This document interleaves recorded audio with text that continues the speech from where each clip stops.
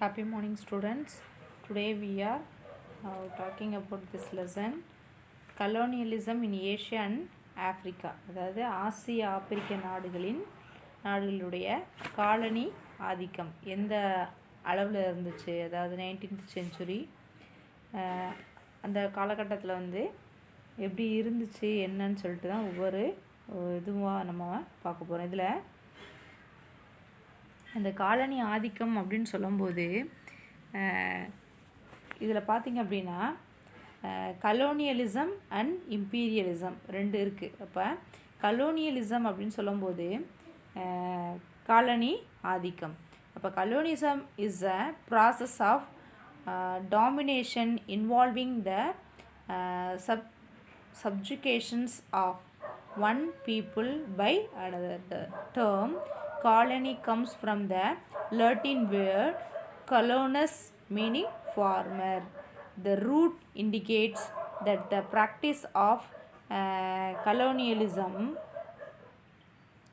usually involved the transfer of population to new territory. அதாவது colony ஆதிக்கம் அப்படின்றது வந்து ஒரு நாடு மற்றொரு நாடை வந்து என்ன செய்யும் அப்படின்னா அடிமையாக வைத்து அதனை வந்து மேலாதிக்கம் செய்வது. இதை தான் வந்து காலனி ஆதிக்கம் அப்படின்னு சொல்கிறாங்க. அப்போ அந்த காலனி ஆதிக்கம் அப்படின்னு சொல்லும்போது இது என்னது, காலனி அப்படின்ற ஒரு சொல் வந்து கலோனஸ் அப்படின்ற வேர்ட்லேருந்து வேர்ச்சொல்லிருந்து பிறந்ததாகும் அப்படின்னு சொல்கிறாங்க. அதனுடைய பொருள் மீனிங் என்ன அப்படின்னா தட்ஸ் மீனிங் ஃபார் ஃபார்மர் அப்படின்னு அர்த்தம்.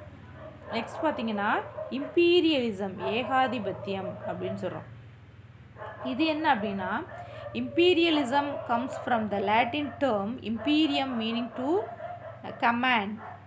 It draws attention to the way one country exercises power over another. It may be through settlement, sovereignty or indirect mechanism of control அப்படின்னு சொல்கிறாங்க. அப்போ ஏகாதிபத்தியம் அப்படின்னு சொல்லும்போது தன்னை சார்ந்திருக்கக்கூடிய பகுதியிலுடைய அரசியலையும் பொருளாதாரத்தையும் கட்டுப்படுத்துவது அப்படின்னு சொல்கிறாங்க. இப்போ ஸ்டான்ஃபோர்டு அப்படின்றது வந்து ஒரு தத்துவ கலைக்களஞ்சியம். இது ரெண்டுமே இந்த ஸ்டான்ஃபோர்டு அப்படின்றது வந்து என்ன சொல்லுது அப்படின்னா இரண்டையும் வந்து என்ன செஞ்சுருக்கு, காலனியும் சரி ஏகாதிபத்தியம் இது ரெண்டைக்கும் உள்ள பின்வருமாறு வந்து வேறுபடுத்தப்படுது. அப்போ காலனின்னு சொல்லும்போது கலோனஸும் லத்தீன்ற வேர்ச்சொல்லிருந்து பிறந்தது. இதனுடைய மீனிங் வந்து ஃபார்மர்னு சொல்கிறோம். அதே மாதிரி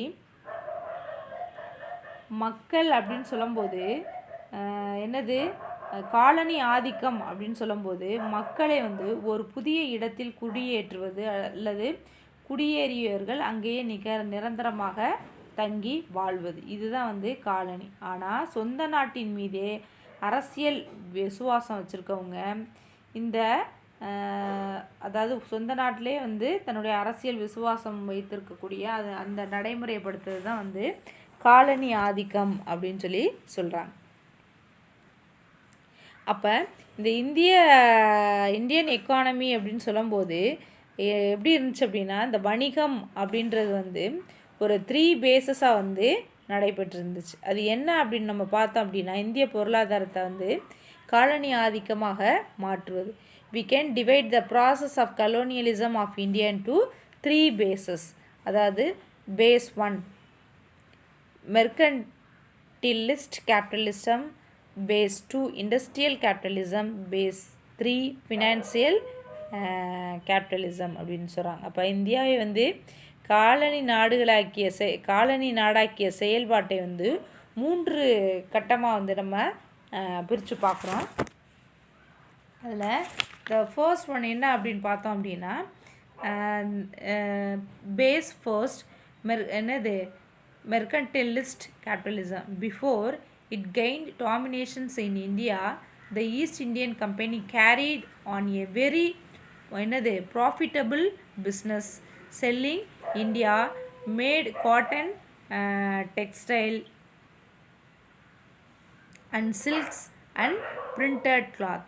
It was during this period that the textile lobby in Lancashire and Birmingham succeeded in making the Parliament enact a law prohibiting the importance of Indian textiles.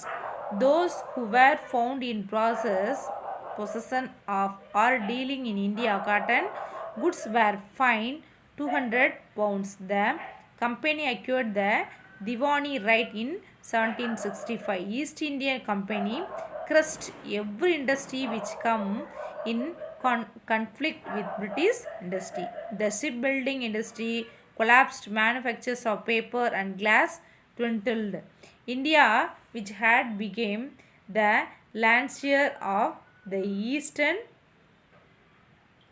market for British textiles and great sources of the raw materials. அதாவது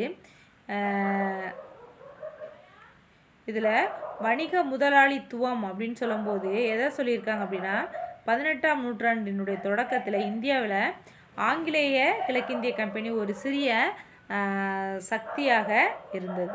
அப்போ தங்களுடைய வாணிக நிலைகளுக்காக என்ன செஞ்சு நிறைய சலுகைகளை வந்து இந்திய அரசர்களை வந்து சார்ந்திருந்தாங்க. ஆனால் மிக விரைவாக நாட்டினுடைய உற்பத்தி செய்யக்கூடிய ஜவுளி வகைகளையும் பிற பொருட்களையும் தங்களிடம் இருக்கும் உள்நாட்டு வணிகர்களோடு ஒரு வலுவான உறவை வந்து ஏற்படுத்தி கொண்டார்கள். இந்தியாவில் வந்து சில பகுதிகளை ஆங்கிலேயர் கிழக்கிந்திய கம்பெனி இந்தியாவில் உற்பத்தி செய்யப்பட்ட பருத்தி, துணி, பட்டு, வண்ண இந்த பூ, அலங்கார ஃப்ளாஸ், வேலைப்பாடுகளுடன் கூடிய துணிகள் இவற்றை வந்து வாணிகத்தை மேற்கொண்டு பெரும் லாபம் வந்து ஈட்டியது. அப்போ இந்திய தேசியவாத பொருளாதார நிபுணர் அப்படின்னு சொல்லும்போது ஆர்சி தத் வந்து என்ன சொல்கிறாருன்னா, நெசவு தொழிலானது மக்களினுடைய தேசிய தொழில் என்றும் நூற்றல் லட்சக்கணக்கான பெண்கள் வந்து செய்து வந்த வேலை. இந்திய துணி வகைகள் வந்து இங்கிலாந்திற்கும் ஐரோப்பிய நாடுகளுக்கும், சீனா, ஜப்பான், பர்மா, அரேபியா, பாரசீகம் இந்த நாடுகளுக்கெலாம் வந்து ஆப்பிரிக்காவினுடைய சில பகுதிகளுக்கு வந்து என்ன செய்யப்பட்டது, வியாபாரத்துக்காக சென்றது. இந்த காலத்தில் தான் பார்த்திங்கன்னா அந்த லங்காய்சியர், பர்மிங்ஹாம் நகர்களைச் சேர்ந்த ஜவுளி வணிகர்கள் இந்திய துணிகள் இறக்குமதி செய்யப்படுறதை வந்து தடை செய்யும் சட்டத்தை வந்து இங்கிலாந்து நாடாளுமன்றத்தில் என்ன செஞ்சாங்க, நிறைவேற்றம் செஞ்சாங்க. இந்திய பருத்தி இலை துணிகளை யாராவது வைச்சிருந்தாலோ அல்லது அவை தொடர்பான செயல்களில் ஈடுபட்டாலோ அவர்களுக்கு 200 பவுண்ட் அபராதம் அப்படின்றது வந்து விதிக்கப்பட்டது.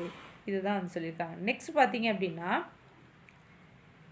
பேஸ் 2 அப்படின்னு சொல்லி பார்த்தோம் அப்படின்னா இதில் என்ன சொல்லியிருக்காங்க, அதே தான் பேஸ் 2ல் என்ன சொன்னோம், home changes were special types contribution which were used by the British government for meeting various types of expenses of maintenance of the colony.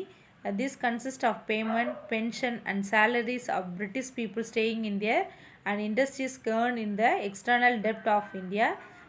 Surpluses from the trade were used for making this payment. Financial capitalism அப்படின்னு சொல்லும்போது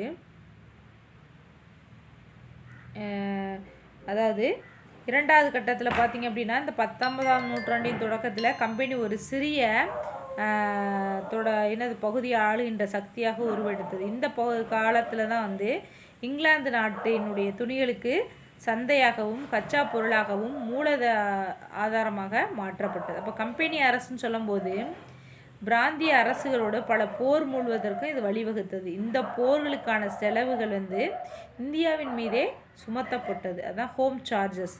அதாவது கம்பெனியினுடைய பங்குதாரர்களுக்கு சேர வேண்டிய லாபத்தில் பங்கு, வங்கி கடனின் மீதான வட்டி, ஊதியத்திலிருந்து பெறப்பட்ட சேமிப்பு, அதிகாரிகளுக்கான ஓய்வூதியம், லண்டனில் உள்ள இந்திய அலுவலகத்திற்கான செலவுகள், இந்தியாவிற்கு வரும் அல்லது இந்தியாவிலிருந்து செல்லும் ஆங்கில படைகளுக்கான போக்குவரத்து செலவு என்னும் பெயரால் வந்து இவ்வளோ இதையும் வந்து காரணம் காட்டி இந்த கம்பெனி என்ன செஞ்சுருக்கு, ஆங்கில கிழக்கிந்திய கம்பெனி இந்தியாவிலேருந்து பெரும் பணத்தை வந்து ஆண்டுதோறும் என்ன செஞ்சுருக்கு, இங்கிலாந்திற்கு அனுப்பி வைத்தது. அப்போ இந்த செல்வ சுரண்டல் அப்படின்னு சொல்லும்போது காலப்போக்கில் ஆண்டுக்கு 16 மில்லியன் பவுண்டுகளாக உயர்ந்தது. இதை தவிர தனிநபர்கள் அனுப்பிய பணம் 10 மில்லியன் பவுண்டுகளாக இருந்தது. அப்போ இந்த ஃபினான்சியல் கேபிட்டலிசம் அப்படின்னு சொல்லும்போது the company government decided to make a massive investment in railroads, the postal system, irrigation, modern banking and education with its surplus capital.